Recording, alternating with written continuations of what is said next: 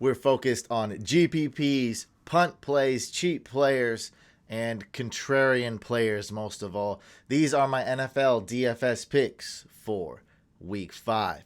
Let's go on to the quarterbacks.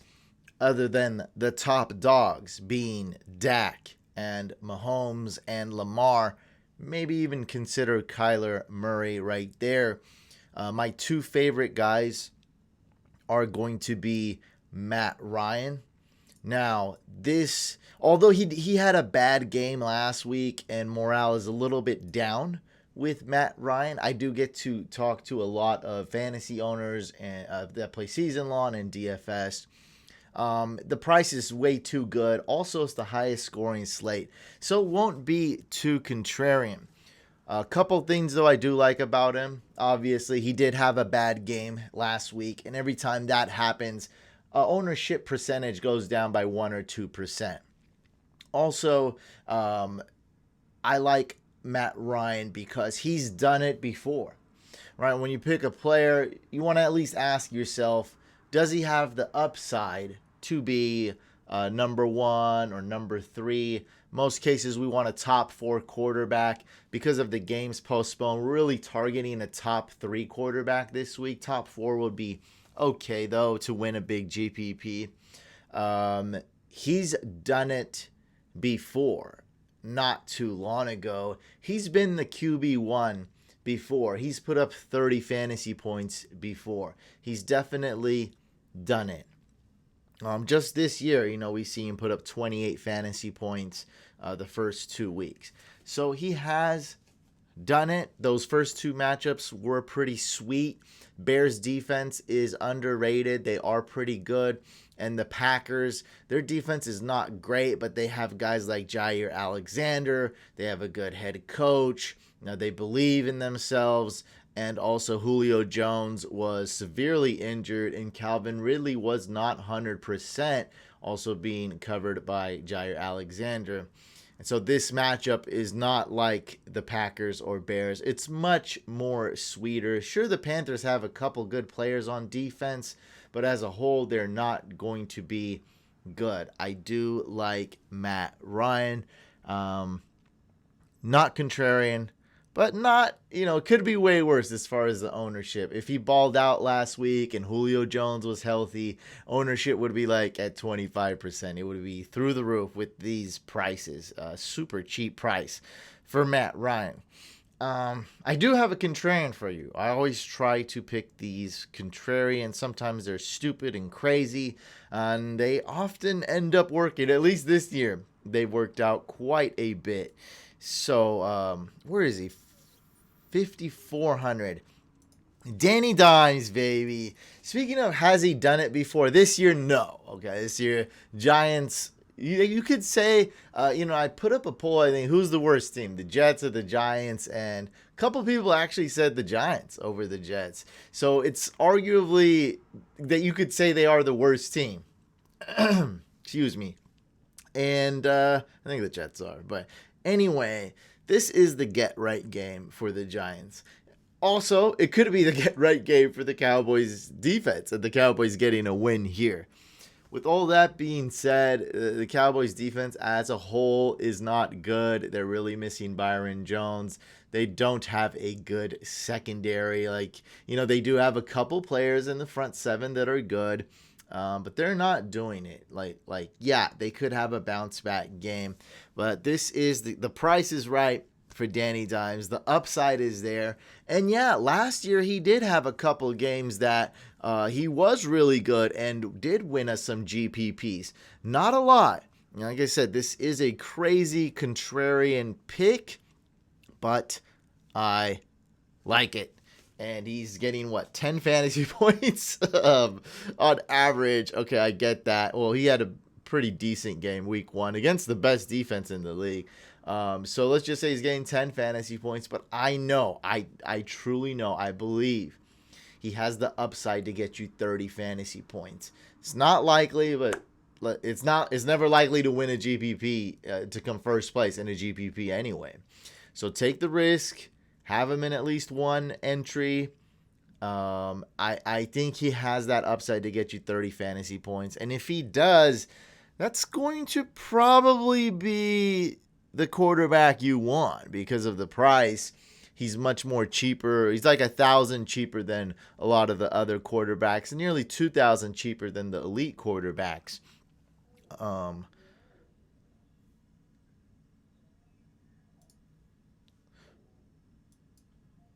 for running backs, sorry, I heard some noise out there. I didn't know what it was. For running backs, not going to include a lot of these obvious players, right? So I tried not to do that on the last one. I also liked Deshaun Watson, Minshew, Teddy Bridgewater, but trying to keep it more condensed. I can't help mentioning them really quick, though. For running backs, 5,700, Kenyon Drake. Now, this is extremely stupid pick for a cash game, but for a GPP, I'm going to pick him. It's crazy. He severely disappointed us last week. I was totally wrong about him, but I do see the game script working out, and that's one reason I'm not so confident in Kyler Murray. I like him in cash games or not say cat, but I like him in redraft. I'm confident in starting him. But as far as Kyler Murray, which we would need him to be a top 3 quarterback in the main slate for a tournament, I'm not so confident in him because of the game script. And because I have lacking confidence in Kyler Murray being a top 3 quarterback, just logically, that has to boost some confidence in Drake. Now, how confident am I in Drake? Not at all. He doesn't have a floor. He's been absolute trash. He's not good in the passing game. But every bad player just about has to have a good game, right? And this is the game script. This is the matchup. By the way, he's going up against the Jets, the worst team in the league. For 5,200, I don't know how this guy's not going to be at least a little chalky. David Johnson, the matchup is there. They fired the coach. I don't know if that's going to affect David Johnson at all, but sometimes after you fire a bad head coach, teams get all excited and go out there and get a win. And I think that'll be the case, and then it probably wears off after that. But the Texans have a great group of guys, though. They got J.J. Watt. They got David Johnson. They got Deshaun Watson. And, it just doesn't feel like that type of terrible team. Obviously, DeAndre Hopkins was a huge mistake letting him go. But they do have a good group of guys. And, I don't even quite get the price being that low. I feel like David Johnson's price should be higher than Drake's. That's how I feel like. And I've never really been a believer in Antonio Gibson. Not necessarily his talent, and not necessarily like in a dynasty league I like him, and his talent I do like. I just never saw him as a real running back. But I think I gotta admit I'm wrong, and I gotta move on. And here is a good matchup. As far as Dwayne Haskins being benched, I would say that helps Antonio Brown slightly. It won't affect him too much. It definitely doesn't affect him negatively. Kyle Allen should be a little bit better of a quarterback than Haskins. And as far as throwing to guys like Antonio Gibson or the running back or a safe check down, I think Kyle Allen would do that more often. Kyle Allen will sustain plays more and just be better. So the offense for the Washington football team should be better. Anyway, the price is amazing, $5,000, and they're going against the Rams, who should be able to stop Washington, but not like fully destroy them and contain them. They should have a good enough game plan to win this game and be very successful. It doesn't mean Terry McLaurin won't get 1 or 2 big catches and Antonio Gibson won't sneak in to the touchdown, get 1 or 2 explosive plays, whether it be in the run game or a pass game. Who else I got? Devontae Freeman, 4,600. Very sneaky start going against the Cowboys. Look, if you don't like Danny Dimes, you're not bold enough, you're not crazy enough to do that, maybe you put in Devontae Freeman in a couple lineups to relieve some salary cap. And a super contrarian punt, which, is one of those that I'm kind of reluctant on recommending, but I just got a good gut feeling about this one. The game script, Ravens will run the ball. Ravens will have a 13-point lead. So actually, the spread, 13-point favorites, is the biggest spread of the week. So there's no team this week, week 5, that's more favorited to win by a bigger margin than the Ravens. Ravens going against the Bengals. And the Bengals, they're one of those teams that have a few really good players, but just can't quite put it together as a team. So their defense isn't, as a team, it's bad, but it's not really horrible. They got, a couple good players at on the D line, a good cornerback, at least one or two good DBs. Excuse me. And I think they're okay, but probably no match for the Ravens, both defense and offense. Ravens should be able to do some things. And this pick right here, it's going to be terrible if he doesn't get in the end zone, because Gus Edwards hasn't caught a ball since in the past 20 years. He's really not used in the pass game, but just maybe they'll be like, look, they can't stop this. Let's save Ingram, let's save Dobbins, and let's give it to Gus Bus, who's actually getting a decent amount of carries. How many carries? He got 27 carries in 4 games.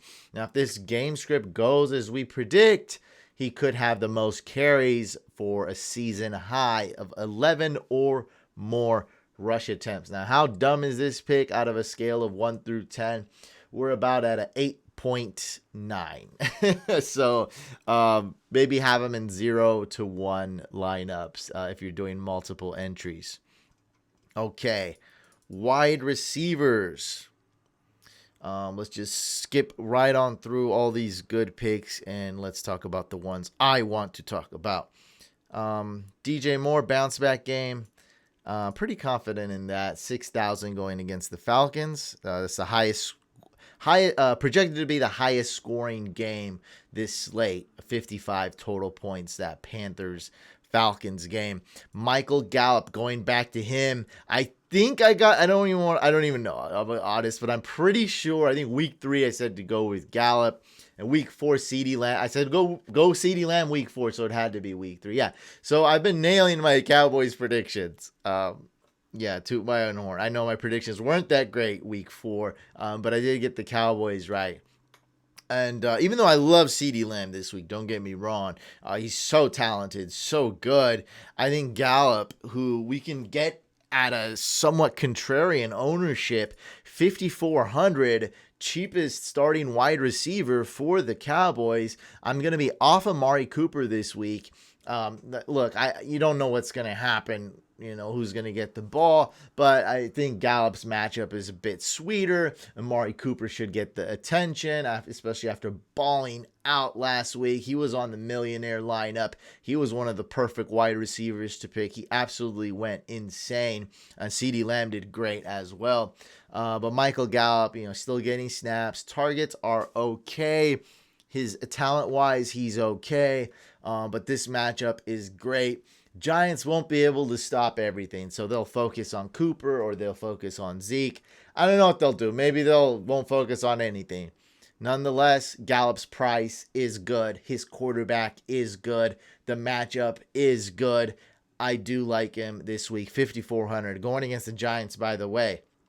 In that same game, I really tried not to pick Slayton. Let me get some water. But with this upside and this price, how could you really ignore it? We know he has the upside. We know he's done it before. He's done it last year too in a couple games. And if you're going to stack Danny Dimes with somebody, probably should be Darius Slayton. Some punts. I'm going to have to type it because they're all minimum price. Zacchaeus. Olamide Zacchaeus. I think his first. Oh God, I hope I don't get it wrong. I think it's Olamide Zacchaeus. Anyway, he looked really good this past week. So week 3, 6 targets. Week 4, 9 targets if Julio Jones is out, which I expect him to be out. And if he plays, he'll probably be very limited / emergency star / decoy. Don't see him getting like 90% of the snaps. like he would normally do. And so Zacchaeus, man, he's really turning out to be the wide receiver 3, wide receiver 2, maybe wide receiver 4 of Gage, but he's kind of taking over what we expected out of Russell Gage. 16 fantasy points with Matt Ryan throwing no touchdowns. I think that's pretty good against the Packers. Again, the Panthers, they may want to focus on Calvin Ridley since he's now the number 1 wide receiver for the Atlanta Falcons. By the way, Zacchaeus, minimum priced $3,000. I think, to be honest, if I found this guy it was fairly easy. I think other people will find him. So let's go to some really dumb punts.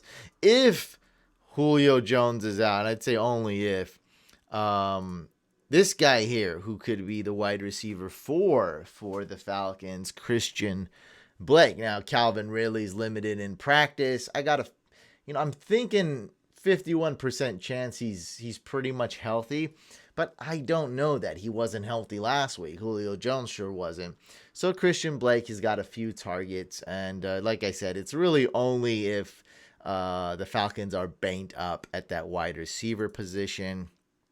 And Jeff Smith, another punt. Brashard Perryman is looking like he's not going to play. Denzel Mims looking like he's not going to play. So other than Jamison Crowder, they don't have a lot of weapons to throw to. I guess Le'Veon Bell, but they don't really use him properly anyway. And Chris Hogan is also questionable. I think he'll play. But still, it's hard to ignore this guy. 9 targets, 7 receptions. He did very well. And he looked okay. I think it was mostly the Broncos just messing up. But still, he's a punt. He's 3,000. It's good we have punts, so you can get all these elite players and maybe punt, do a wide receiver punt and punt tight end or defense or something, and really make a crazy elite lineup with just 2 punts, 2 minimum price players. Also with the Giants, if you don't want to go with Golden Tate, the number 2 wide receiver, Sterling Shepard is out. Evan Ingram has been a huge bust this year. He's absolutely atrocious. And so these 2 guys, and I've tried to really separate them, and I couldn't. Now, projections would have Board actually ahead of Damian Ratley, but I think Ratley, because he's getting more targets, would be the one you want. So CJ Board, he's the wide receiver 3 or 4 for the Giants, and really not a huge separation is my point. And then Ratley, I'd say, would be the wide receiver 3 for the Giants. If you do want more of a contrarian stack with Danny Jones, if Ratley gets in the end zone and Danny Dimes does get 30 points, ooh boy, you got yourself a super duper contrarian stack. I almost had it with Kirk Cousins, but Russell Wilson, what was that, week 2, right? Yeah, Russell Wilson destroyed my Kirk Cousins stack with Justin Jefferson. By the way, Justin Jefferson's really good. I don't think these guys are quite as good as Justin Jefferson, Board, and Ratley, that is. But I did want to give you guys some punts. And, Zacchaeus and Jeff Smith are definitely punts other people are going to know about. But those other ones are not. they're super contrarian and a little bit more silly, though. For tight ends, there's 4 elite tight ends.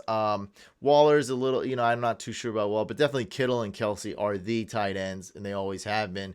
Andrews and Waller are elite. But Zach Ertz, and I'm going to be honest here, this is more of a gut thing. This is more of me just going for it and understanding that we're all going to get things wrong a lot of the time. The matchup is not great. The price is, I'd say it's accurate. It's not good nor bad. It's a fair price for him. They priced him correctly is what I'm trying to say. And Ertz has been declining, and Ertz probably not happy with the Eagles. The Eagles probably not happy with Ertz. That's why they didn't sign him. And after, they retracted their contract offer, which was decent, and they gave him a lower one, which, it's disrespectful, and I'd expect any human being to get pissed off when something like that happens. He's just not been as good.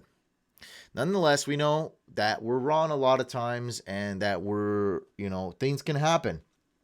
And Ertz is probably if you had to say the number one receiver for the Eagles at the moment, Alshon Jeffrey is out. Denzel Mims is out. And Deshaun Jackson has officially been ruled out now. So yeah, you got also Dallas Goedert is out. So you got Richard Rodgers, Greg Ward, Hightower, some random dude. And I just got a feeling I'm going to pick him. He's going up against the Steelers, so the matchup is not there either. I feel like it's so bad. Maybe not too many people will pick him, and we'll be able to sneak in. Kind of like a Michael Gallup, right? We'll be able to sneak in and get him. Anyway, that's really it. Just a gut feeling there. Hayden Hurst, another gut feeling. I think he's going to ball out this game. I think because Julio Jones and possibly Calvin Ridley. I like Calvin Ridley this week, though. But I'm just saying possibly. He's not 100%. I think Hayden Hurst deserves more targets.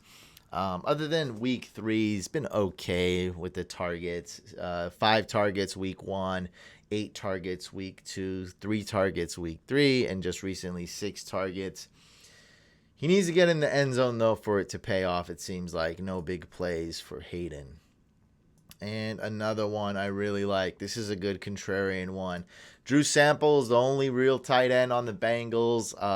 The targets are up and down, but this is the game script. We just talked about it. Biggest point differential. So Ravens are heavily favored. That means that Joe Burrow is going to go into garbage time mode, check down mode, pass like crazy mode, which he almost always does, right? They're always behind trying to win the game, especially this week against the Ravens.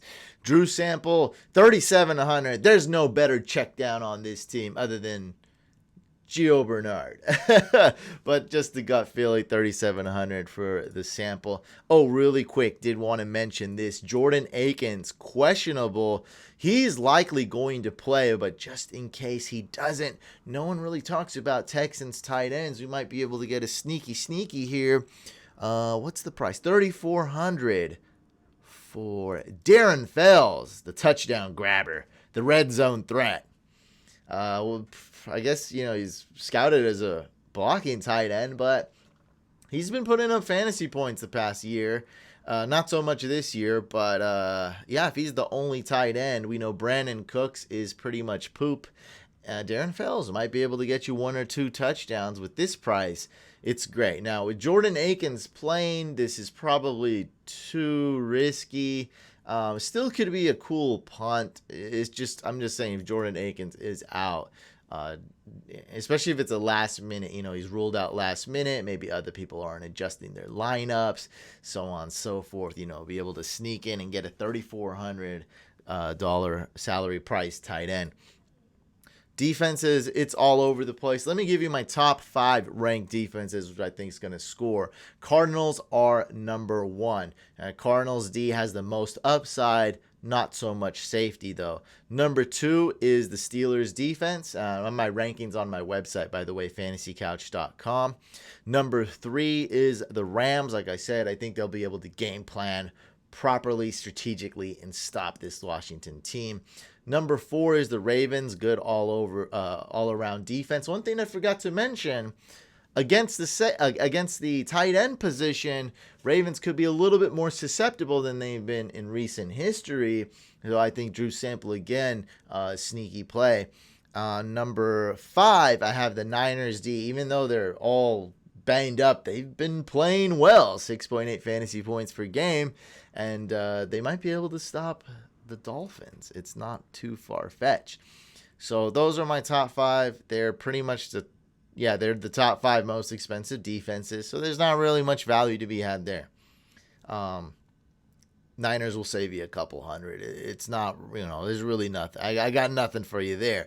Now, if you want to punt on defense and save significantly more, I got the Browns at 2,700. Now, they've been, the 3 running backs together for the Colts, Taylor, Hines, Wilkins, they've been combined pretty okay. But I just, I just don't have a good feeling. It just doesn't seem like a on fire, high powered offense with Philip Rivers' super noodle arm, noodle spaghetti arm, macaroni elbow. I don't know. It's just not good. And the Browns, speaking of, as a team, they haven't played too well. But they have some special players on defense. Let's see if guys like Denzel Ward can step up, if the safety position can step up. Myles Garrett, one of the best defensive players in the league. Could be best defensive player in the league. I mean, that guy is amazing. He's a really good player. Let's see if they can do some things against Philip Rivers. Also, Rivers really doesn't have any great weapons to throw to. At least he's not making great weapons out of it. T.Y. Hilton's been dropped in a lot of redraft leagues. So, he's going to throw it to Hilton, to Pascal, Mo Alley Cox, Trey Burton. Okay, I get it. Not a huge threat. Browns, I don't trust them, but the upside is there. Boom, 14 points against Washington. Then, that was against Dwayne Haskins, though, who makes a ton of mistakes. He basically gave them those points. We'll see. I don't know. Trying to save you guys money. That's all. That's all I'm trying to do. And then we got the Dolphins here. Niners team's banged up. Dolphins have a little bit of upside, but zero floor. Not trusting them. This is the definition of a punt. All right, guys, that's going to do it for this video. Make sure you subscribe to this YouTube channel. Subscribe to our second YouTube channel. I'm going live tonight for the Patreon only. If you want to support via Patreon, get lots of cool perks. Links below in the description. Smash that thumbs up. Show your support. Or if you didn't like this video, smash that thumbs down and let me know. Good luck this week, everybody.